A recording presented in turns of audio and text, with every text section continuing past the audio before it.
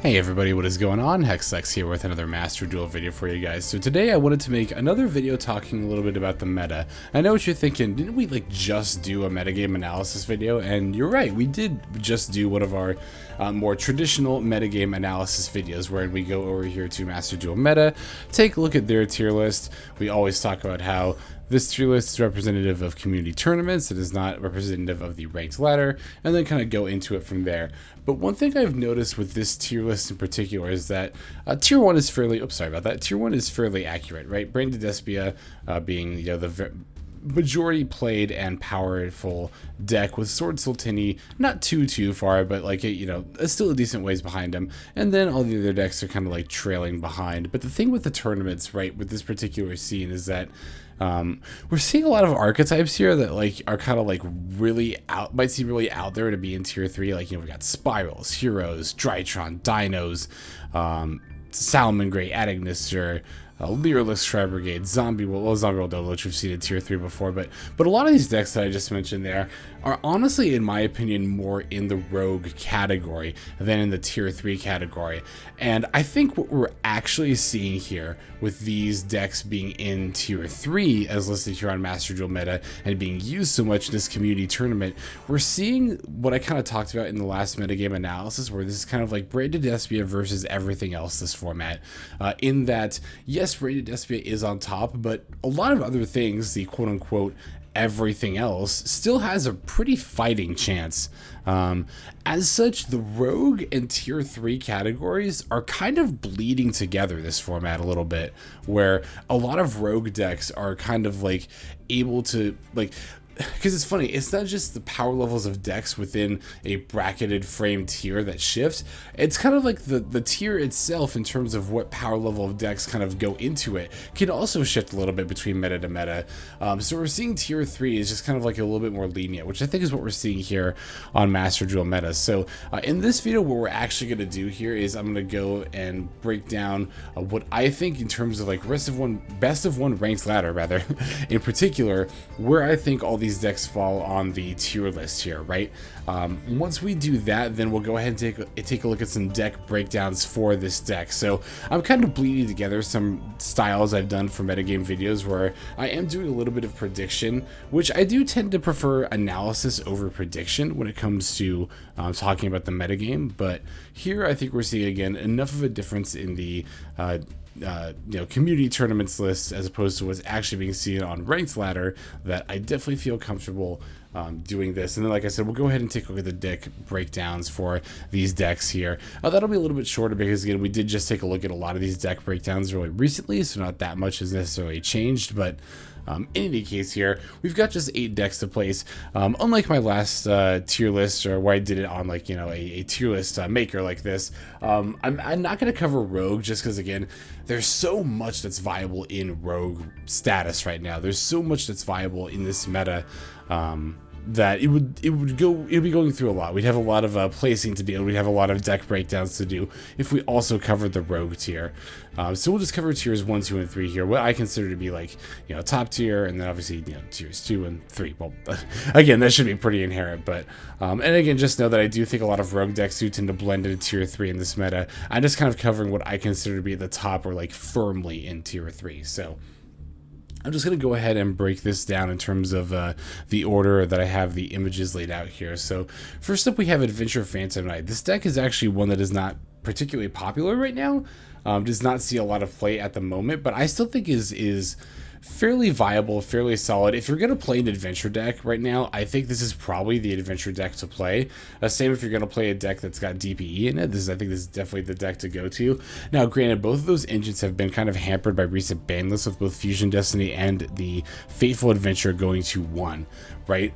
And as a result, we're not seeing, a lot of the reason why we're not seeing nearly as much Adventure Phantom Knight. Plus, even though it was arguably if not quite as viable, still fairly viable, it still was not as popular as Adventure Pranks or Adventure Tendy when both of those decks were around. So Yeah, Adventure Phantom Knights, though, I do still think is a tier 3 deck, honestly. I think it tends to be a little bit lower on the end of tier 3, is dipping a little bit closer to Rogue status, but I still think Adventure Phantom Knight is a solid tier 3 deck. And if you had Phantom Knights built before, and you want like a solid laddering deck while you try other more Rogue fun decks, after you hit like a certain threshold like Platinum 5 or Diamond 5, where you're comfortable kind of like sitting there, then I think Adventure Phantom Knight would be a decent deck to ladder with. I mean, all these are decent decks to ladder with. Everything in Rogue is also a decent deck to ladder with.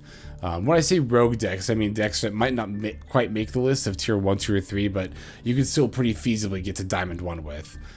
That does cover like quite a few decks. So these are again just kind of like the top ones, the cream of the crop, so to speak, that we're talking about here. So next up is Sword Sultani. Of course, we all know this is a tier 1 deck, right?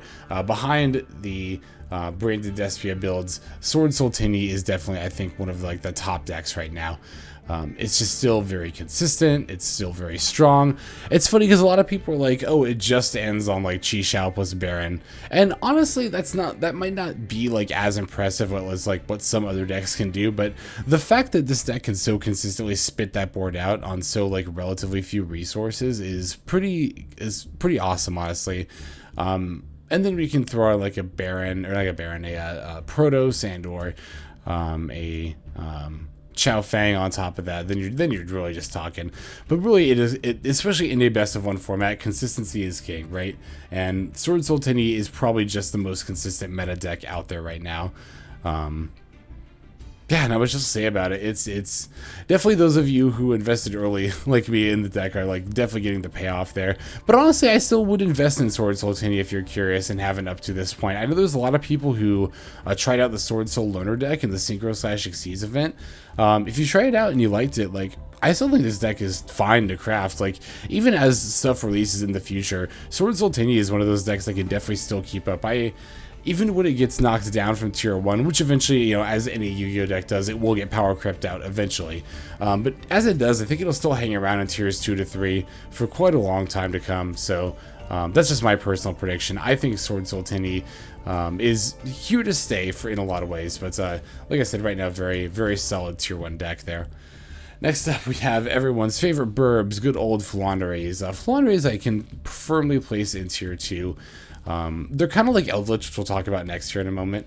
Flandres are much like Eldritch, wherein they are just kind of like that tier 2 staple stun deck when it comes to Master Duel. This is kind of, a lot of people consider this one of the drawbacks of Master Duel being a best of 1 format, is that it does allow decks like Flandres and Eldritch to flourish a little bit more, in that because we don't have side decks, it's kind of more difficult to be prepared for these decks a lot of the times, right? Unless you're main decking stuff like a Feather Duster, or like Lightning Storm, or Twin Twister, or against Flandres, I guess it'd be more like Droplet for like the Barrier Statue plus M-Pen. But in any case, Flandres are at least a little bit more combo based, so your Veilers and Imperms and Ashes are still good against them. Maxis aren't, but of course then the other kind of aspect of that too with Flandres versus Eldritch is that Flandres are then also able to use that Dimension Shifter, which is a fairly annoying hand trap. Between the two, I don't know. I kind of tend to prefer playing against Flandres versus Eldritch, just because, again, at least your Ashes, Veilers, and Imperms are more useful against Flandres than they tend to be against Eldritches. Those cards are still fine against Eldritch. Like, Ash in particular can be still used against, like, the Scarlet Sanguine and stuff. And then, you could argue that at least you can use Maxi against Eldritch, which you can't at all against Flandres, but...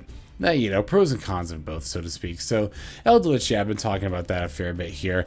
I do think, as far as like Eldritch versus Flandres, which is stronger between the two, I do think that Eldritch is a little bit stronger. I would place Eldritch above Flandres within tier 2. Eldritch has really been the tier 2 staple, like since the first season of Master Duel. Eldritch has just been a constant tier 2 presence. It's kind of dipped down into tier 3 sometimes a little bit, but you could make an argument. I wouldn't disagree with somebody who said Eldritch has been tier 2 the whole time in Master Duel. I think that's a fair statement and a fair analysis of where it's been at. Again, just being an anti-meta deck in a format where we don't have games 2 or 3 and we don't have side decks, it's going to see a decent amount of, and also just being a deck that's relatively easily learnable, easy to pick up. It's going to see a good amount of play on best of 1 ranked ladder. That's why it's always important. Like I tend to say in any deck I run it, I talk a little bit about how like, oh, we got to have the Harpy's Feather Duster, and yeah, that might be like 1 card in your whole deck against Eldritch, but like it's still nice to just have the option because games against particularly Eldritch tend to get drawn out a little bit, right? It's still important to have that Feather Duster because yeah, you might not open it that often. Like it would be nice to open it, but again, the games are going to go longer, and just having it in there to draw later to then come back, I think is still a fairly important thing. And then of course you still want to have the ability to open it, even if you're not going to open it against Eldritch very often. You still want to have the ability to open Feather Duster against Eldritch there. So next up we have, of course, good old branded DESPIA. That is, as to no one's surprise, going to be the very top of tier 1 here. Branded DESPIA is by far the most played deck on, as far as like meta decks played on ranked ladder go right now. And it's not hard to see why those of you, anyone who's played the deck can tell that, you know, this deck is, it's got a lot of disruption. It's got a lot of advantage to fuel that disruption, right? On top of that, just the sheer amount of, just plays it's able to make, not in terms of like necessarily a variety of plays, but like there's so many ways for them to go into their line. They've got like, you know, you could just open Branded Fusion, you could open Aliber, you could open Branded Opening, you could Allure into it, you could Patchwork into Poly and use the Poly to make plays.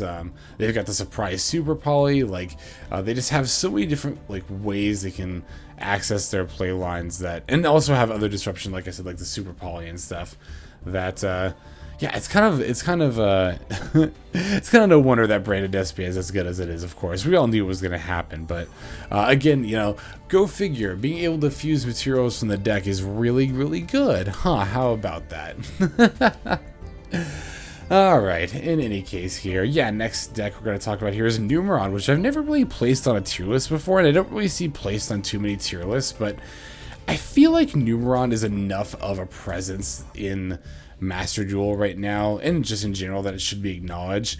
I think NUMERON tends to be like, it tends to bounce between the bottom of tier 3 and Rogue, basically, I think. And I think we're in a phase right now where just with the frequency that we're seeing NUMERONs, not only in my personal experience, but of course personal anecdotes are not really ever where you want to be as far as like trying to make evaluations. But if we go back over here to Master Duel Meta and go to top decks, right, you know, we can see how many decks are being submitted. This is actually a little bit better of an idea of what is being played on both the in-tournaments and on ranked ladder, because these will actually factor in decks being used on ranked ladder, as you can see here.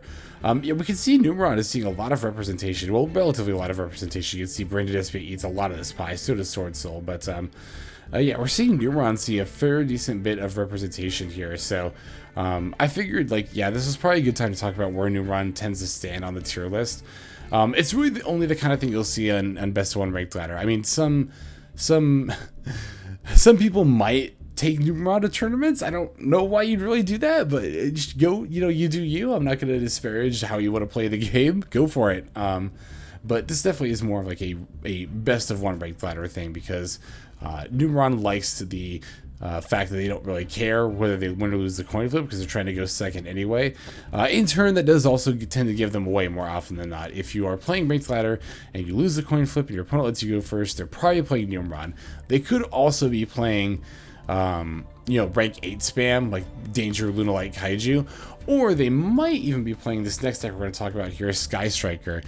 Sky Striker is also a deck that has been Rogue, has kind of bounced between tier 3 and Rogue in all of Master Duel's history. It's been on the Rogue end for quite a while. I think it's actually coming back up towards the tier 3 end lately.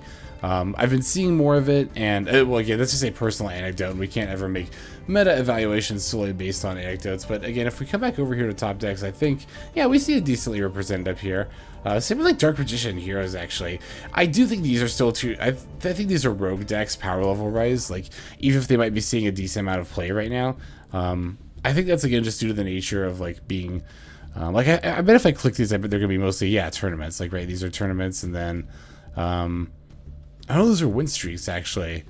So, okay, to be fair, that is actually like, meta representation for Dark Magicians here. Huh, okay, the more you know. That's why it helps to, like, expand these and look at them too, because like here we're seeing, yeah, heroes are seeing a decent amount of tournament play here, but yeah, in any case, Sky Striker, I would definitely place in tier 3 right now. It's starting to see a decent amount of play, like I said, and is good enough in this format that I think it's just a solid tier 3 deck there. And then finally, we have Dragon Link. Dragon Link, even though they're losing Hulk, I think is one of those decks that, while Hulk was a good part of that deck, I don't know how important it was in terms of, like, the deck can still make its plays fine without Hulk. Hulk helped quite a bit in terms of, especially if you got disrupted, it was easy to kind of, like, quote-unquote cheat your plays through disruption by, like, oh, it's pretty easy to have a tuner and another monster on board with Dragon Link, so you can just go into Hulk and then just kind of keep going from there. But no, the deck is still very viable, still seeing a good amount of play, and is still fairly strong with the release of Borland there. The deck kind of finally has its, well, I mean, it already had boss monsters before, but it's got its own, like, formal boss monster. Like, this is Dragon Link's boss monster, Borland Dragon. Even though I always use Striker Dragon to represent it, because, of course, when I think of Dragon Link, I always think of Striker Dragon first. They always start off by going into that. Yeah, I do think Dragon Link, even after Hulk being banned, is still going to be a solid tier 2 deck. I'd slot it in somewhere between where Eldritch and Flaunderies are. I think a lot of what holds Dragon Link back is just the fact that it's such an intimidating deck to play. I'm definitely intimidated to play more Dragon Link. I want to, and I actually plan to, don't get me wrong. But I definitely feel a little bit intimidated trying to, like, jump back into it. Especially trying to kind of navigate again the deck after Hulk being banned. I'm definitely going to do more research as far as, like, the decks, how the deck plays and its combos, and definitely going to be looking over all of your guys' comments and replays that have featured Dragon Link as well, because, as always as ever, I learn... I feel like I learn more from you guys than maybe even you guys learned from me sometimes, but that's just, I don't know, it's just so noticeable how much my gameplay has improved just from your guys' comments. So as always, I just want to stop and thank you for that real quick. But all right, now that we've placed these decks on the list here, let's go and briefly take a look at the breakdowns here. These aren't going to be too different, like I said, from the video we did just very short, I think just a little over a week ago. So like branded DESPIA here, we're not really seeing... Actually, this is interesting. We are seeing slightly less, like it's like 3%. It's looks like it's 87% as opposed to 90, but slightly less Fright for variants, and which must mean slightly more pure and/or adventure variants. But it's not like a noticeable enough difference, I think. We're seeing like a huge drop in, not a huge drop. I mean, well, what was it, 91% about a week and a half ago, and now it's at 80%. So, that's interesting. Super Games Kit's about the same. Comedy's about the same. Yeah, I mean, the rest of these ratios are still about the same, but yeah, it seems like Branded Lost is definitely seeing a decrease in play, which I don't know. I want to say I agree with. It's not like you can't really agree or disagree with a statistic. It just is what it is, but I could see it. I see why this card's seeing less play. I don't think it's definitely not vital to Branded Despia's plans, and I don't think it's necessarily even super great. It's one of those cards where, like, it's not bad. It's not a bad card at all, but it's like, honestly, sometimes when I build decks, I won't just build up to 40 and then stop. I'll include a whole bunch of different cards I want to play, like up to 45 or sometimes even 50, and then from there trim it down to 40. Branded Lost is like within the 45 card range, right? Like if I was putting in cards and I was going to go up to 45 cards, I'd play a Branded Lost. But when trimming down from 45 to 40, Branded Lost for me is one of those cards that ends up getting cut. So it's like, it's close. It's borderline on whether it makes the cut, but it's just outside of that range, I think. So yeah, otherwise the rest of this breakdown seems pretty standard to me. Let's take a look at Sword Soul Tenyi here. Yeah, I mean, not really much of anything is changing with this deck at all now, is it? Actually, no, there is a little bit changing here. Sacred Summit, which I see, I've seen quite a few of you talk about in the comments. Yeah, I think without the Halked Online, the Sacred Summit does tend to be something we'll go a little bit more for. I think this also is seeing more play because it generally saw more play in like variants of this deck that are being used in the Synchro Xyz Festival, which I think the deck breakdown does count here. Maybe if we go to browse all top decks, I'm just like curious here. Let me see something. if this includes Synchro Xyz event. Oh, it actually doesn't. How about that? Okay, so I was just wrong. Never mind. But in any case here, yeah, with the Halked Online being banned, Sacred Summit, I could definitely see playing this card again. I played it actually my very first iteration of Sword Soul, and I liked it a fair bit. Definitely not opposed to trying the card. We'll just have to find room for it, which I might go out of my way to do at some point in the near future. Yeah, not much else to say about the Sword Soul Tinny.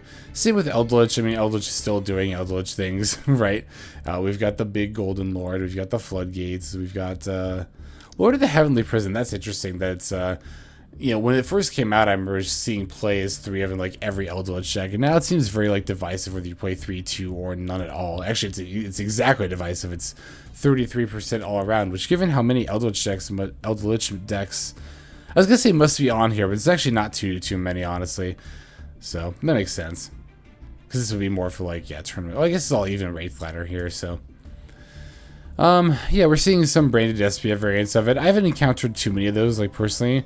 Oh, that's probably why we're seeing less Lord of the Heavenly Prisons. I bet those are some of the things you cut in order to make room for the branded package if you're playing it. That would make some sense. Okay. Some sense. It would make some amount of sense. But, yeah, alright. So there is Eldritch there. Flaunderies still doing Flaunderies things. Yeah, not really anything is changing here. Dragon Link.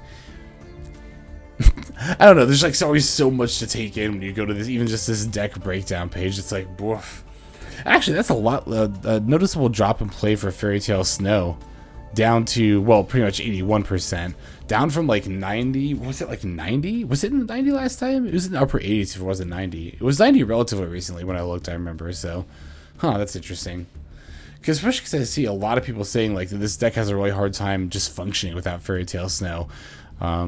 I mean, you could definitely make plays without her, but yeah, I don't know. Let me know in the comments what you think about that in particular.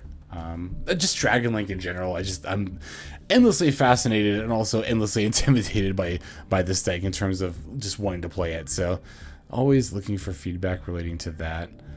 We're seeing less adventure lines for sure because the Water Enchantress goes down to 1. That's funny. 3, 2, 1. I didn't realize there was that, you know, different limits in all 3 different formats there. Interesting, but yeah, no.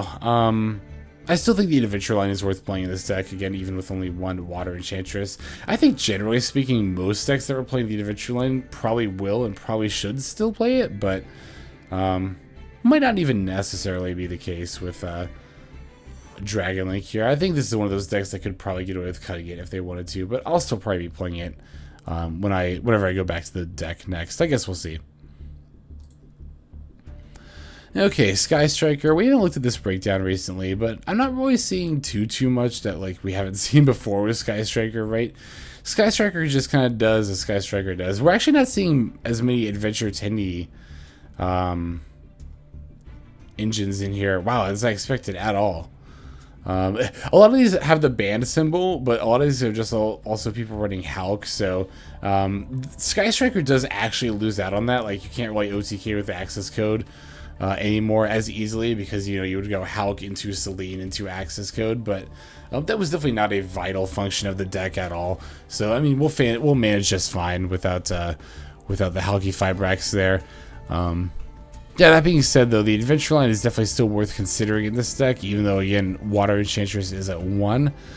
Because Foolish can still be used like for Array if you really need to, so it's like not, you know, it's not like the Foolish only has 1 like true use in this deck, right? That said, though, I mean, Sky Striker in general, like, yeah, I would consider it power level wise around like it hovers again between tier 3 and Rogue, and I do think it is bordering on tier 3 right now, but I could see it dipping back to Rogue, honestly. I don't know that it's here to stay necessarily in tier 3, and I'm also kind of see that because I don't foresee the deck getting any like power boosts in the future like it did when DPE and Adventure came out. So unless they adjust some things on the ban list with the certain Sky Striker cards that are limited or semi-limited, I don't see them getting too much more like increased power level as time tends to go on from here. So alright, there's Adventure Phantom Knight as well. Again, this deck I feel like is maybe even a little bit underplayed at the moment. I feel like it's better than, I think, again, maybe people are just kind of like sick of Adventure DP decks right now. So, and of course, Branded DESPIA being such a presence that that kind of also pushes this deck out of the format a little bit. This is definitely a deck where, like I touched on before, I think that it's at tier 3 power level wise, but it's definitely not there as far as like representation goes. But I do think, again, as far as power level goes, that Adventure Phantom Knight is definitely tier 3 there. I might come back to it. It's one of those decks where, like, if I have time, I'll come back to it, but if not, you know, I don't. I'm not particularly fussed either way. And I think a lot of people have that attitude about playing this deck right now, which is, again, why I think it's not seeing as much play as its power level might otherwise indicate. And then finally, of course, there's NUMERON. I don't know what else to say about NUMERON except that it's NUMERON. like yeah, we can look at the deck breakdown, but like we've all played against NUMERON, right? This is all pretty typical. So it seems like really the main thing you have to kind of choose is like what your other extra deck slots are going to be. I think if you are going to go all in on this deck, you should definitely be playing the Megaclops. This card single-handedly wrecks Braided Despia. A lot of Braided Despia builds, most Despia builds, I'm pretty sure my Braided Despia build, like, just does not have an out to this card at all, so, unless you're playing, like, Droplet to have its attack and then run it over, but even then it can't be destroyed by battle except by Nixie's monsters, so, like, that running it over isn't really even a thing. Yeah, if you're gonna go all in on NUMERON, you might as well just play this card, too. And then, of course, I think Appaloosa tends to be... Yeah, I see, like, this 82% Avermax. Like, Avermax is fine, but I honestly think Megaclops and, honestly, also Appaloosa are just better there. So, yeah, that is going to pretty much do it for this video in terms of talking about where I think things actually fall on the tier list here. Again, while I didn't feature too many decks between tiers 1, 2, and 3, and there is of course also the rogue tier, which I didn't cover, that's just because that rogue tier is so expansive and is so kind of seamlessly blending into tier 3 that there's just so much that we would need to cover there.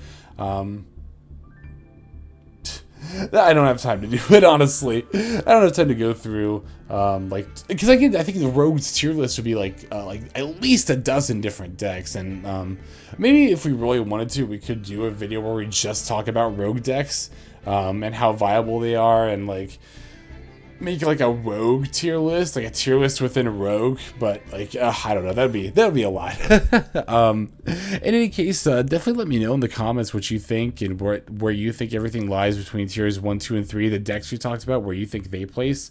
As always, as ever, I am very eager to get your feedback there, so definitely don't be shy about leaving those comments. Thank you also for watching to the very end like this. I definitely greatly appreciate that. And yeah, I think that's about all the time I've got for today's video. So without further ado, this is XLEX signing out, and I hope you guys have a fantastic day.